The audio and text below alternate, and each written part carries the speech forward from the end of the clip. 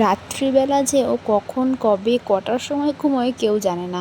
ওর কোনো দিন ঘুম আসে রাত্রি 12:30 1টায়, কোনো দিন আবার 10টাতেই ঘুমিয়ে পড়ে, কোনো দিন আবার 9:30, কোনো দিন 11টা 11:30। মানে কোনো নির্দিষ্ট টাইম নেই আমার মেয়ের ঘুমানোর।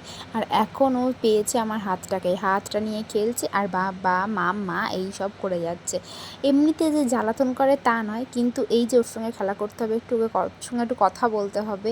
আর রাত্রিবেলা না মানে ভাত টাত খেয়েছি, দুপুরেই বলো রাত্রি বলো, আমার আবার একটুখানি ঘুম ঘুম পায়। যদিও আমি কোনো দিন রাত্রিবেলা ডিনার করে এসে সঙ্গে সঙ্গে ঘুমাই না, 1 ঘন্টা 1.5 ঘন্টা তখন ফোন দেখতাম, তারপরে সেটার জন্য একটু ক্রেভিং হয় বলতে পারো, যে ফোনটা একটু দেখতাম, ইউটিউবে একটু দেখতাম এরকম আর কি। ও ঘুমিয়ে যাওয়ার পরও আমি 0.5 ঘন্টা ফোন দেখে তারপরে ঘুমাই এখনও অবধি। আর দেখো এই যে দেখছো, ও আমাকে এবার ডাকছে, এবার ওর খিদে পেয়েছে, এবার ও খাবে তারপরে ঘুমাবে। মানে যতক্ষণ না ওর মন চাইবে ততক্ষণ ওকে কেউ ঘুম পাড়াতে পারবে না। ওর মন অনুযায়ী সব কিছু হবে। ছোটো পাড়া দেখলে কী হবে, ছোটা প্যাকেট বাড়া ধামাকা, এরকম ব্যাপার আর কি ওর।